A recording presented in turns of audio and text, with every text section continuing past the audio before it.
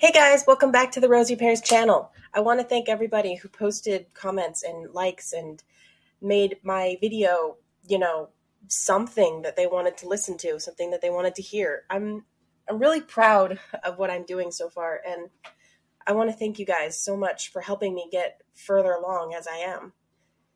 I'm really humbled, honestly, about you guys saying that I'm doing great and people telling me, "Hey, keep going. You're doing awesome. I want to hear more. You should try this out. It'll do better."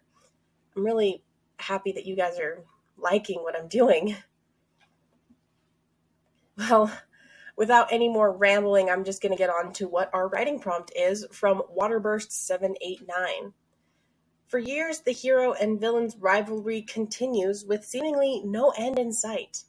You are the hero's sidekick and are frustrated with them and often rant to this nice girl you've gotten to know at the cafe, who, unbeknownst to you, is the villain's minion, who feels the same way.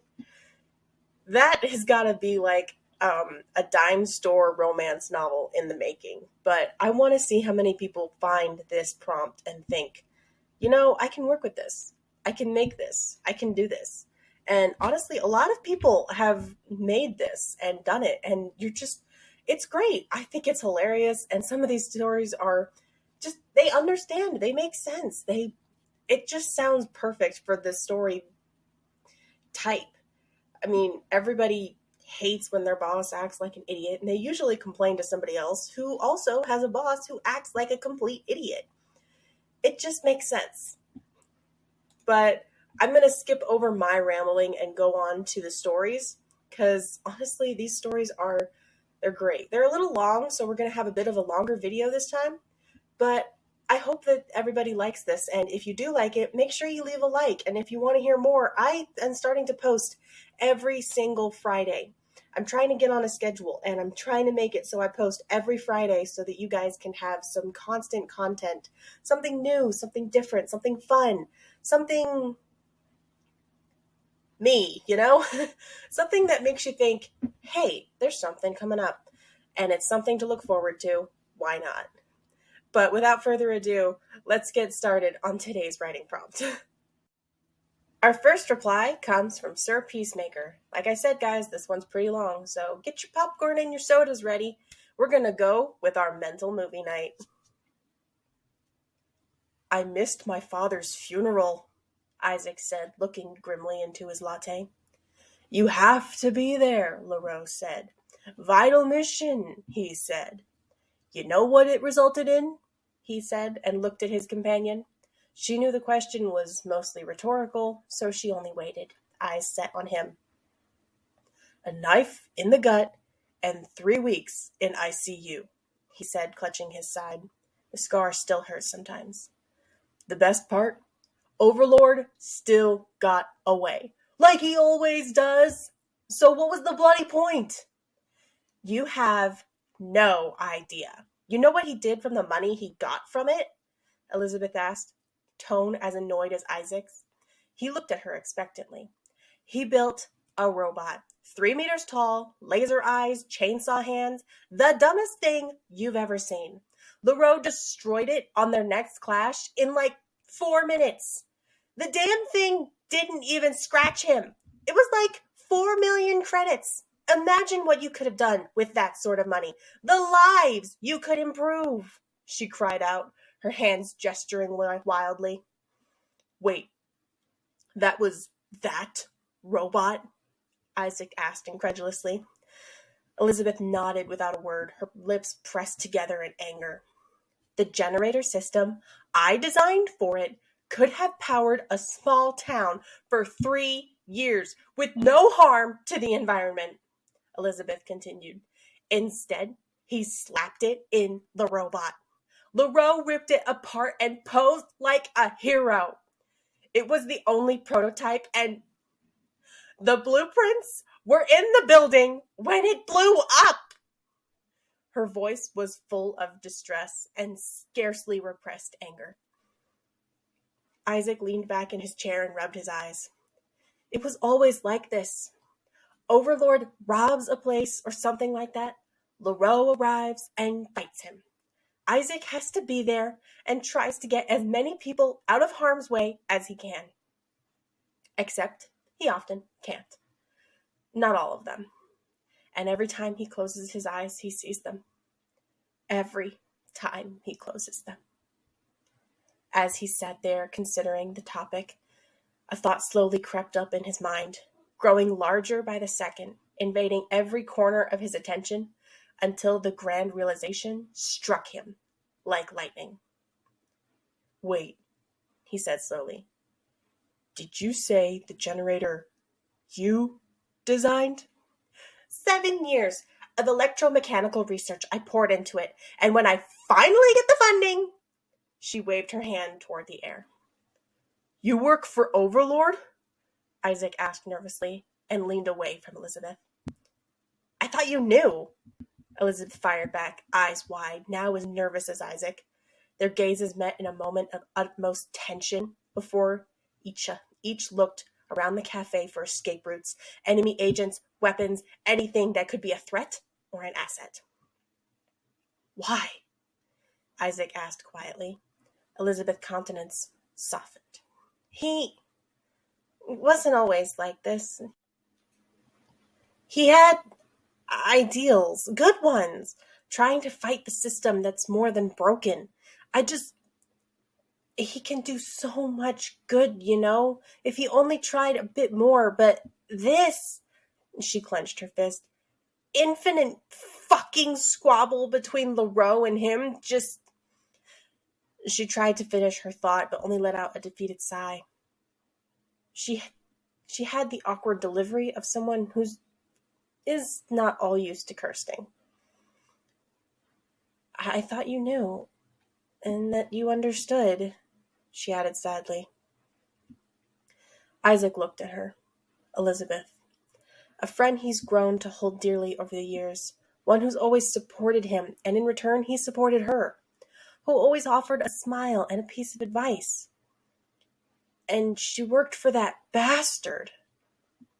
"Huh," he finally let out. "Yeah. But he knew her. Better than to judge too rashly." "Did you ever design something that hurt people?" he asked. "No," she snapped. "Of course not. That's not why." "I'm sorry. I had to ask." Silence once again gripped them.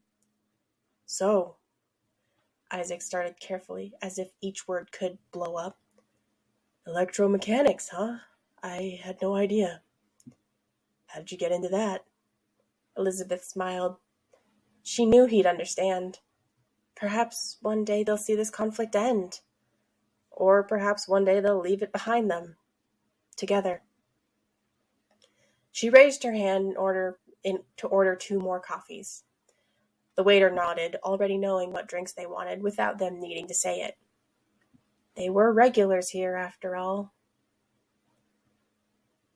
Wow. That's just, like I said, this could be a dime store novel. This is good. This is amazing. This is great. SirPiecemaker, I like you. You're cool. You need to make more of these. I'm sure you do have more, and if you do, let me know. I would love to read more of your stuff. This is great. I love when the artists and the authors that I enjoy aren't people who are actually published. It shows that the everyday person has a better idea of what good writing can be than, let's just say, it's a better love story than Twilight. Our next story comes from MeowCats734. And before I start, I want to mention that they have mentioned in their post, this story is part of Soul Mage, a frequently updated serial in progress. Apparently, this person has been writing a bunch of chapters to this story. And if you want to find them, you just have to look them up on Reddit, or you can check out r/Bubble Writers. That might be something that I want to check out, but I don't know. Let's stick with writing prompts right now, because it's a lot more straightforward and people tend to like it. And you know the worst part? I slugged back the cup of grainy black coffee that was the only drink they served at the hero's journey. I wasn't sure what was worse, The fact we've been fighting the Order of Valhalla for so long that people had started setting up cafes near the battlefields? Or the fact I'd been starved of a good coffee for so long that I'd settled for this swill? What? Vivia asked, leaning in.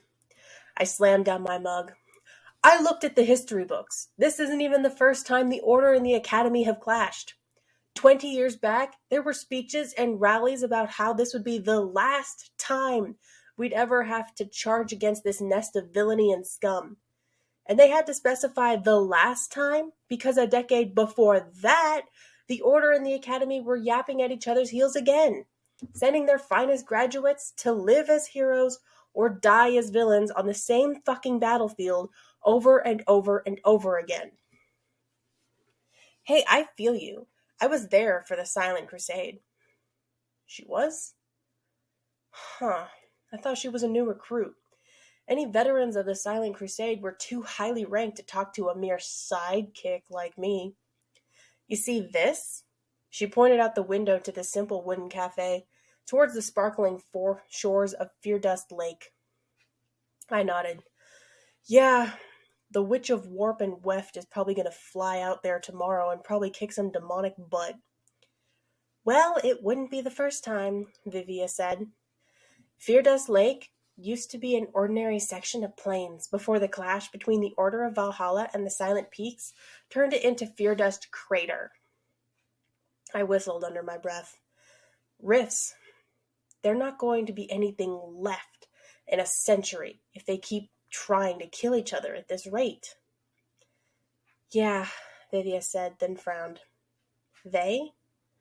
You're with the Silent Peaks, aren't you? I grimaced. Yeah, you're right. If we don't keep trying to kill each other. Vivia's eyes met mine, and I saw something solemn and hopeful in her gaze. Well, we don't have to keep fighting. I raised my eyebrows. What? I mean, look, let's say, hypothetically speaking, you had two combatants in a battle, one from either side. Both of them mostly helpless. Both of them sick of fighting. And if they fought each other anyway, the only thing they'd accomplished would be getting each other killed. Even if they cared about their side of the fight, it wouldn't hurt either side if both of them just mutually agreed to walk away. They'd achieve the same thing they would have if they died on the battlefield, but they get to live another day. I laughed nervously. I mean, yeah, I could live with that, but, I'd have to find an enemy soldier first, and get to know her, talk to her long enough that I'd trust her to stay away from the battlefield, too. Or you could go with her, Vivia idly said, twirling a lock of hair around one finger. And we'd be free of this stupid conflict. Forever. I mean, but you're not. I started to chuckle. Then something occurred to me. Vivia said she'd been present at the last Silent Crusade. She hadn't said on which side. She was an agent of the enemy. My instincts blared at me to sound the alarm. But I took a deep breath. She was also Vivia. And she had made me an offer. One that didn't end up feeling like a betrayal of my mentor. Oh, I said. Oh, Vivia repeated. Meet you at sundown? Shore of the lake? I asked. Vivia's eyes twinkled. I'll see you there. I grinned and stood and, for what was hopefully the last time, jogged towards my tent to pack my things and leave this eternal conflict behind. I think I'm going to end this one off here because according to my recording, I have been doing this for about 20-30 minutes of just recording, and I've got to cut some things out, I've got to fix some things, I've got to edit, and then I have to let it render overnight because my computer is well, it's not slow, but it's not dumb, but it's not helpful either. So, if I asked you if I could read your story before and I haven't gotten to it, don't worry, I'm going to post another one that is going to have your stories. And I'm thinking that maybe with these longer ones, I'm just going to post single stories so that I can get the pad time or the run time going, and I'm going to get the stories done. And maybe having just one story for the 10-minute slot will help. It'll give the person a sense of spotlight, like, hey, this one is just about you. This is all you right now. This is all you're writing, and you should be proud of it. Which, honestly, the writers of these stories should be proud. What they're doing is amazing and brave and wonderful. It's better than anything I could ever try. I don't even have enough talent to think of any of this kind of stuff. And I really want to thank you guys for writing this stuff. I know you're not writing it for me, but you're really great at what you do and you should be proud. So again, I want to thank Meowcats734 and Peacemaker for writing these stories, letting me put them up online, and giving me this opportunity. I really want to thank you. And I want to thank you guys for watching or listening, whatever you're doing. And if you really like this video, give me a like, give me a subscribe if you want, and comment what I did great, what I could do better, what I could change. Just let me know, because I really want to get this up and running. And I'm really, really grateful for you guys for watching. Thanks. And I'll see you guys next week. Thanks, guys. Bye.